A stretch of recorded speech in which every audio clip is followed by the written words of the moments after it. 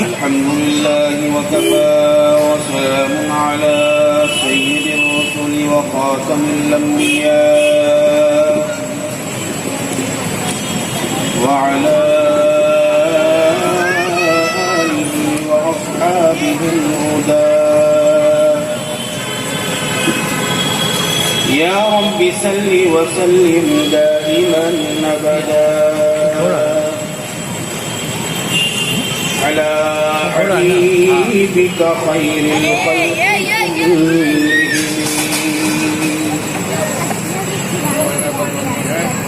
قال الله تبارك وتعالى في القرآن الكريم أعوذ بالله من الشيطان الرجيم بسم الله الرحمن الرحيم قل إن الموت الذي تفرون منه فإنه ملاقيكم ثم تردون إلى عالم الغيب والشهادة فينبئكم بما كنتم تعملون صدق الله العظيم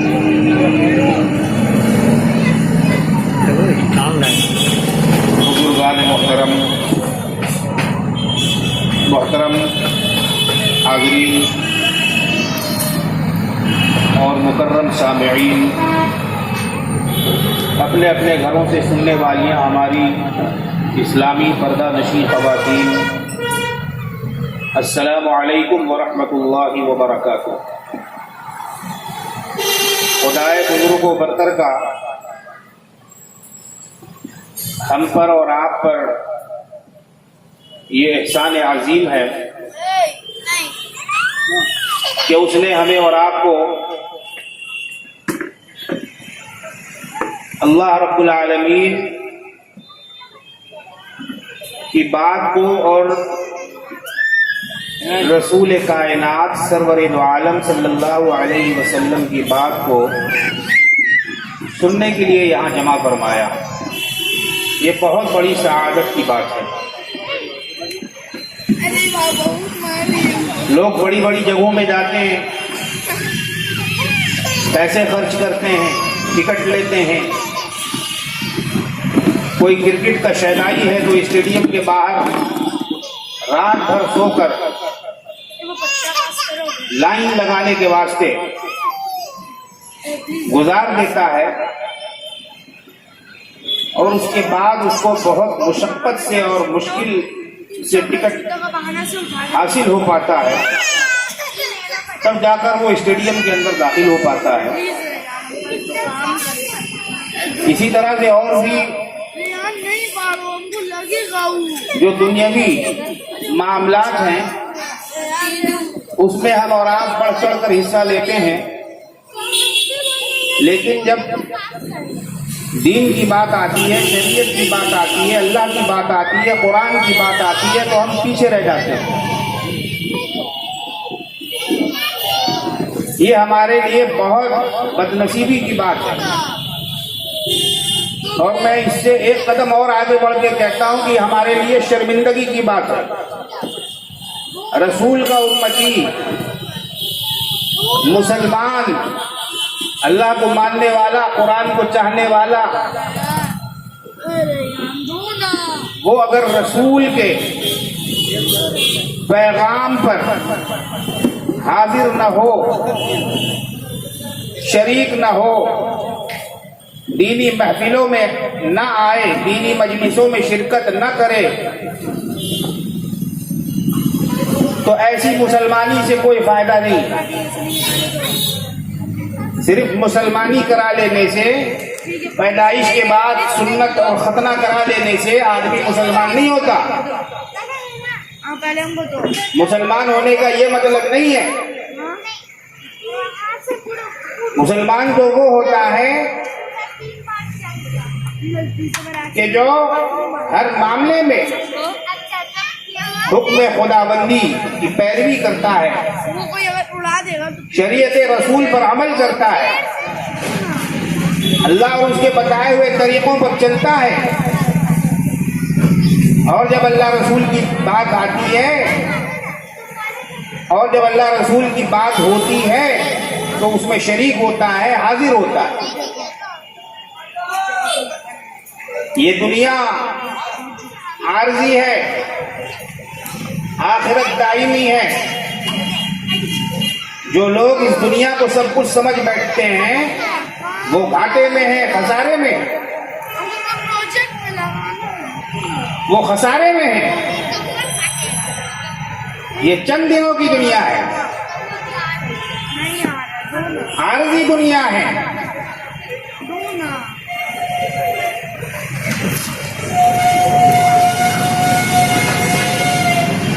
ये बात हमें और आपको समझनी जरूरी है। 4 दिन की चांदनी, फिर अंधेरी रात है, फिर अंधेरी रात है। इसलिए दुनिया के चक्कर में मत पड़िए, दुनिया की नैरंगियों में मत पड़िए, इसकी सजावटों में और उसके पीछे मत दौड़िए। ये दुनिया आर्जी है और आखिरत दायमी है। सरकार मदीना जनाब मोहम्मद रसूलुल्लाह सल्लल्लाहु ताला अलैहि वसल्लम ने एक मौके पर इरशाद फरमाया कि तुम जानते हो कि अक्लमंद कौन शख्स है? अक्लमंद कौन शख्स है? दाना कौन शख्स है? होशियार कौन शख्स है? बेदार कौन शख्स है? हज़रात सहाबा इकराम रिज़वानुल्लाहि ताला अलैहिम अजमईन ने फरमाया, या रसूल अल्लाह आप ही बताइए कौन शख्स है? फरमाया कि जो मौत को याद करता हो, जो कब्र को याद करता हो, जो आखिरत को याद करता हो, जो महशर को याद करता हो, जो कब्र के अंधेरों से डरता हो, खौफ खाता हो, जो अल्लाह उसके रसूल की पकड़ से डरता हो, वो शख्स सबसे बड़ा अक्लमंद है, वो शख्स सबसे बड़ा दाना है, वो शख्स सबसे बड़ा चालाक है। आज हम अक्लमंद किसको समझते हैं दुनिया में? आज हम ज्यादा चालाक किसको समझते हैं दुनिया में? जो डंडियां मारता फिरता है, जो दूसरों का माल गसब करता है, जो दूसरों का माल चुराता है, जो दूसरों के साथ दगाबाजियां करता है, इसको हम लोग क्या कहते हैं? बहुत चालाक है, बहुत चालाक आदमी है। सारी चालाकी निकल जाएगी, सारी चालाकी निकल जाएगी। जब कब्र में जाओगे, जब कब्र के गड्ढे को खोद कर डाला जाएगा तो उस वक्त सारी चालाकियां हमारी निकल जाएंगी। उस वक्त को याद करो, उस वक्त को याद करो। हदीस में आता है कि जो शख्स मौत को दिन भर में 20 मरतबा याद करता है, दिन भर में 20 मरतबा याद करता है, अल्लाह तबारक व तआला उसको शहादत का दर्जा अता फरमाता है, शहादत का मर्तबा अता फरमाता है। शहीद की 2 किस्में हैं। एक को कहा जाता है शहीद हकीकी और एक को कहा जाता है शहीद हुक्मी। शहीद हकीकी कौन है? जो मैदान कारजार में शहीद होता है, जो जिहाद फी सबीलिल्लाह में निकलता हुआ शहीद होता है, वो शहीद हकीकी कहलाता है। अल्लाह रसूल के नाम पर जो कत्ल किया जाता है उसको शहीद हकीकी कहा जाता है। और जो आर्ज़े बत्न में, पेट की बीमारी में मरता है, एक्सीडेंट में मरता है, कोरोना में मरता है, मुहलिक अमराज में मरता है, कैंसर में मरता है, इसको शहीद हुक्मी कहा जाता है। ये लोग भी शहीद हैं, मगर मामलात में फर्क होता है।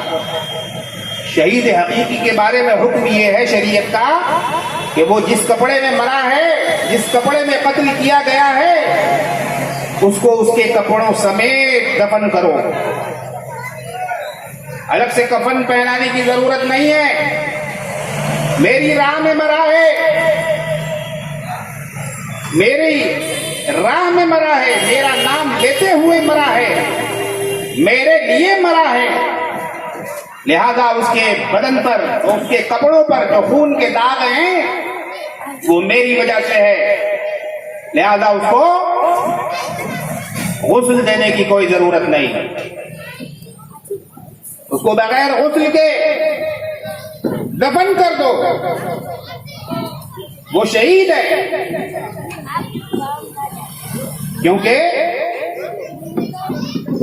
उसके बदन में जो खून लगा हुआ है ना, उसके कपड़ों में जो खून लगा हुआ है, कयामत के दिन उसको उसी हाल में उठाएगा अल्लाह तबारक व तआला। उसके उसी कपड़ों समेत उसको उठाया जाएगा और उसमें से इतनी खुशबू निकलेगी, ऐसी महक निकलेगी कि मैदान महशर उससे मुअत्तर हो जाएगा। मुश्क व कस्तूरी से भी ज्यादा उसके अंदर खुशबू होगी। और जो शहीद हुक्मी है उसको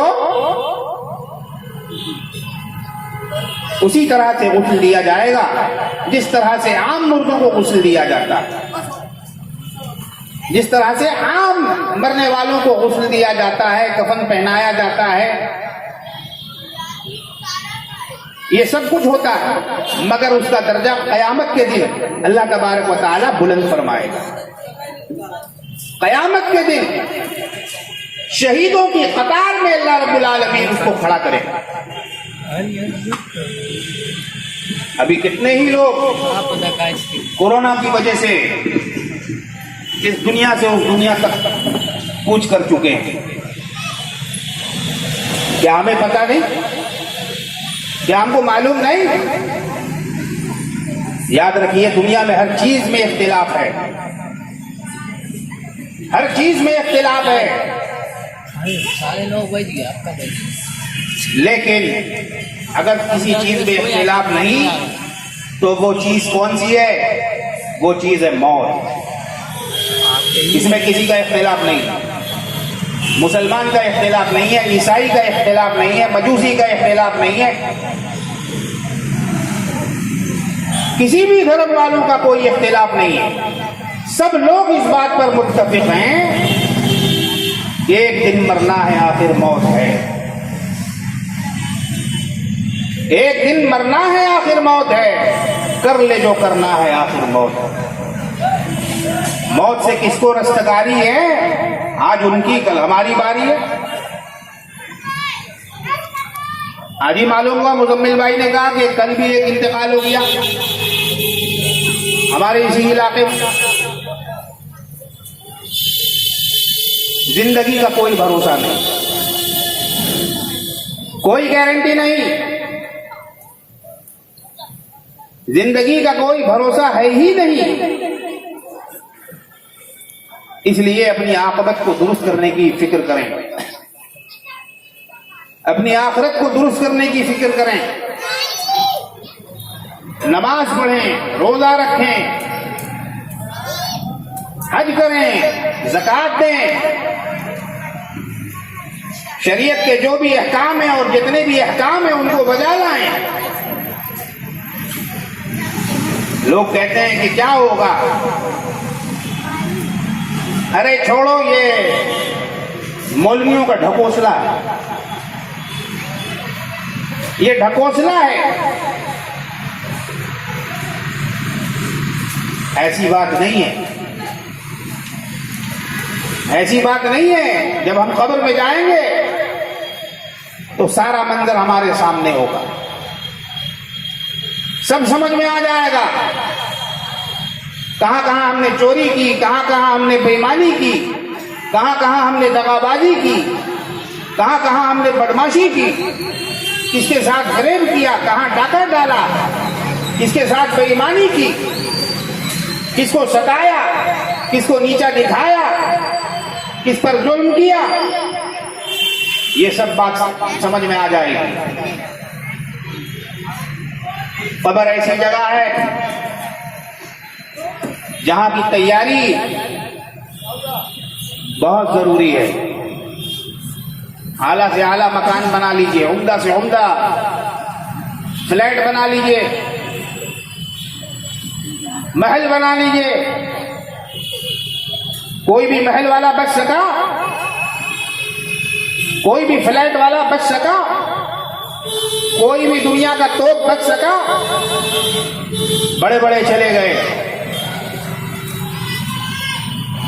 कोई बचने के लिए नहीं आया, सब जाने के लिए आए, सबको जाना है। इसीलिए अल्लाह तबारक व तआला ने कुरान करीम में इरशाद फरमाया, अल्लज़ी खलक़ल मौता वल हयाता लियब्लुवकुम अय्युकुम अहसनु अमला। अल्लाह रब्बुल आलमीन वो ज़ात पाक है कि जिसने मौत को बनाया, मौत को बनाया, हयात को बनाया। काहे बनाया? लियब्लुवकुम, तुम्हें आजमाने के लिए, तुम्हारी आजमाइश के लिए बनाया। पहले किसका जिक्र किया? मौत का जिक्र किया, मौत का जिक्र मुकद्दम किया, ये बताने के लिए, ये समझाने के लिए कि मौत को हमेशा याद रखा करो। मौत को हमेशा याद रखा करो। ये जिंदगी तो फानी है, ये जिंदगी तो आरजी है, असल जिंदगी आखिरत की जिंदगी है। असल जिंदगी ये नहीं जिसको हम लोग समझ बैठे हैं, ये असल जिंदगी नहीं है। तो फरमाया अल्लज़ी खलक़ल मौत वल हयाता लियब्लुवकुम अय्युकुम अहसनु अमला, तुम्हारी आजमाइश के लिए कि तुम में से कौन अच्छे अमल करता है, कौन अच्छा अमल करता है, कौन सच्चा अमल करता है, कौन नमाज पढ़ता है, कौन रमजान शरीफ के आने के बाद इबादतों का एहतिमाम करता है, रोजों का एहतिमाम करता है, सच बोलता है, झूठ से इतराज करता है, परहेज करता है, हमसायों के हुकूक अदा करता है। इन चीजों के लिए अल्लाह तबारक व तआला ने हमको पैदा फरमाया। मकान बनाने के लिए नहीं पैदा फरमाया, कोठी बिल्डिंग बाड़ी बनाने के लिए नहीं पैदा फरमाया।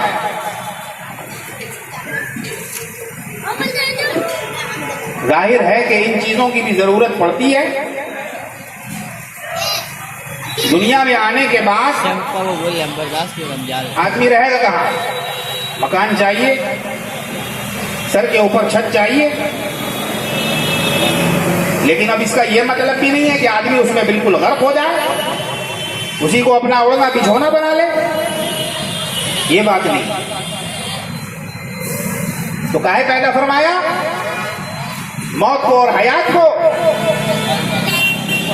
लियब्लुवकुम, आजमाइश के लिए, ताकि हम तुम्हें आजमा सकें, परख सकें, तुम्हारी जांच कर सकें।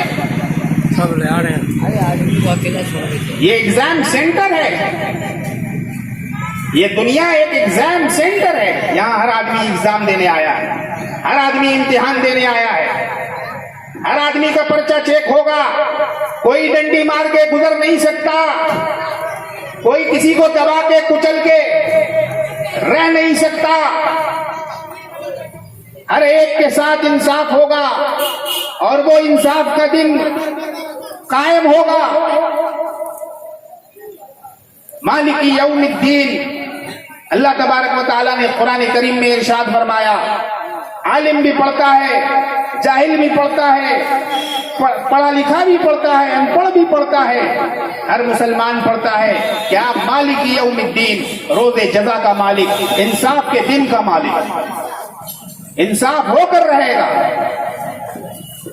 इसलिए अपने आप को हमें ठीक करने की जरूरत है, अपने आप को दुरुस्त करने की जरूरत है, ईमान को मजबूत करने की जरूरत है, ईमान को पुख्ता बनाने की जरूरत है, ईमान को और ज्यादा बढ़ाने की जरूरत है।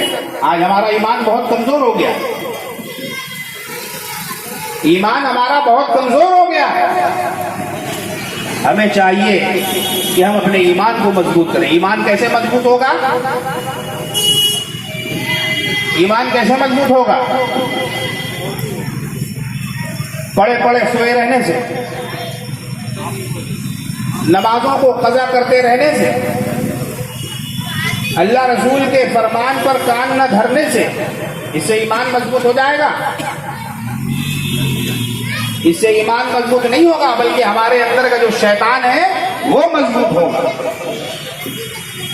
वो मजबूत होगा। अभी रमजान का महीना आने वाला है।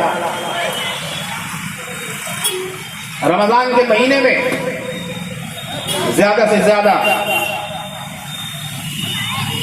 लोगों को चाहिए कि वो इबादतों का एहतिमाम करें, नमाजों का एहतिमाम करें, रोजा रखें,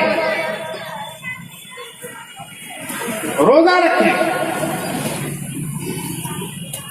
हदीस में आया है, कमली वाले आका मदनी मौला ताजदार मदीना जनाब मोहम्मद रसूलुल्लाह सल्लल्लाहु ताला अलैहि वसल्लम ने इरशाद फरमाया कि जिसने जानबूझकर रमजान में एक रोजा भी छोड़ दिया और उसकी तलाफी के लिए बाद रमजान को वो अगर रोजा रखेगा तो उसका रोजा रखना उस रोजे के मुकाबिल बिल्कुल नहीं हो सकता,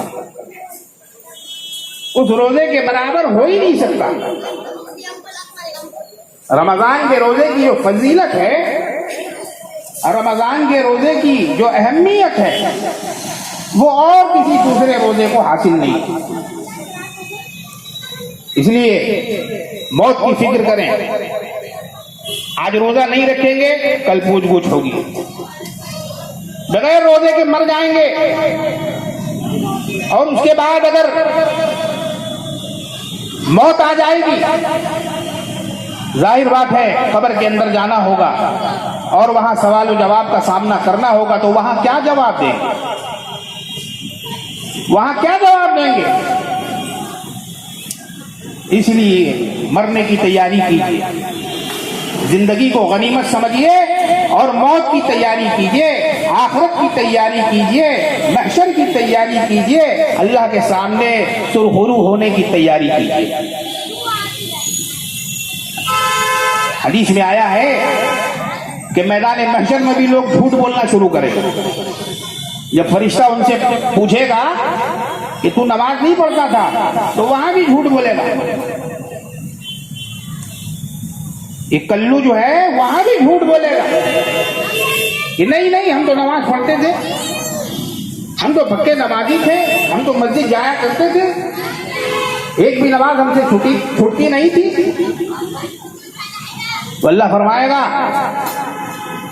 कि ये झूठ बोलता है। फरिश्ते अर्ज करेंगे, अल्लाह रब्बुल आलमीन, इसकी रजिस्टर में तो झूठ ही झूठ लिखा है, सच तो कहीं लिखा ही नहीं है। अल्लाह फरमाएगा इसके मुंह को बंद कर दो, मुंह को बंद कर दो। अल्लाह तबारक व तआला ने कुरान करीम में इरशाद फरमाया, अल-यौमा नख्तिमु अफ़वाहहुम व तुकल्लिमुना ऐदीहिम। क्या फरमाया? उस दिन उनके मुंहों पर हम मुहर लगा देंगे, उनके मुंह को बांध दिया जाएगा, सिल दिया जाएगा। मुंह को बंद कर दिया जाएगा। वतुकल्लिमुना अयदीहिम, हम उनके हाथ के जरिए से गवाही दिलवाएंगे। ये हाथ बोलेगा, ये पांव बोलेंगे, ये बदन के आज़ा बोलेंगे, ये गवाही देंगे। ये कहां कहां चल कर गया, कहां कहां इसने गुनाह किया, कहां कहां इसने डंडी मारी, कहां कहां चोरी की, कहां कहां बेईमानी की, ये बताएगा, ये गवाही देगा। इसलिए जिंदगी को हल्केपन में मत लीजिए, इसको हल्केपन में मत लीजिए। आपको बुजुर्ग बनने के लिए कोई नहीं कह रहा है कि आप वलीउल्लाह बन जाइए, हर वक्त नमाज पढ़ते रहिए, हर वक्त सजदे में गड़े रहिए, हर वक्त मस्जिद में बैठे रहिए, ये नहीं कहा जा रहा है। अल्लाह तबारक व तआला का जो आपसे मुतालबा है, जो फराइज हैं, जो वाजिबात हैं, उनको बस अदा करते रहिए। 5 वक्त की नमाज पाबंदी के साथ पढ़िए। ये रमजान से बेहतर और कोई महीना नहीं है अपने आप को इबादत में झोंकने का। ये समर कैंप लगने वाला है। अपने बच्चों को समर कैंप में भेजने वालों, देखो आ रहा है समर कैंप का महीना, जिसे रमजानुल मुबारक कहा जाता है, इसे रमजानुल मुबारक कहा जाता है। इससे बढ़कर कोई महीना है ही नहीं। हदीस में आया, कमली वाले आका मदनी मौला जनाब मोहम्मदुर रसूलुल्लाह सल्लल्लाहु अलैहि वसल्लम ने फरमाया कि रमजान शहरी, कि रमजान मेरा महीना है। शाबान शहरी व रमजान शहरुल्लाह। आका ने फरमाया कि शाबान जो है वो मेरा महीना है और रमजान जो है वो अल्लाह का महीना है। इसीलिए मेरे मोहतरम बुजुर्गों और दोस्तों, आगा अपनी मौत से कोई बशर नहीं, सामान पल भर का है। आगा अपनी मौत से कोई बशर नहीं, सामान 100 बरस का है, पल की खबर नहीं। इसीलिए मौत की तैयारी को मुकद्दम रखिए। मरना है, मरना है, मर के जाना है, जवाब देना है। कब्र में अजाब के फरिश्ते भी आएंगे और कब्र के अंदर हमें, अगर हम सही काम करेंगे, अच्छे काम करेंगे, तो वहां जजा भी हमें मिलेगा, जजा भी मिलेगी और सजा भी मिलेगी। इस बात पर ईमान लाना हमारा बहुत जरूरी है। मेरे मोहतरम बुजुर्गों और दोस्तों, मैं बस एक बात कहकर अपनी बात को खत्म करना चाहता हूं, क्योंकि वालिद मोहतरम साहब भी जलवा अफरोज हो चुके हैं। वो ये बात है कि जो भी हमारा अपना, हमारा करीबी जब मरता है, जब उसकी वफात होती है, तो हम लोग क्या करते हैं? हम लोग 40 दिन का इंतजार करते हैं। बात समझने की है। 40 दिन का इंतजार करते हैं कि 40 दिन गुजर जाए तब हम 40वां करेंगे। ये बात अक्ल के खिलाफ है, ये बात अक्ल के खिलाफ है। अगर किसी के घर से किसी को कोई पुलिस स्टेशन में ले जाए तो आप बताइए कि क्या वो घर वाले 40 दिन का इंतजार करेंगे या 4 दिन का इंतजार करेंगे? अरे वो तो 1 घंटे का भी इंतजार नहीं करेंगे मेरे भाई, 1 घंटे का भी इंतजार करेंगे। शरीयत में इन कुयूदात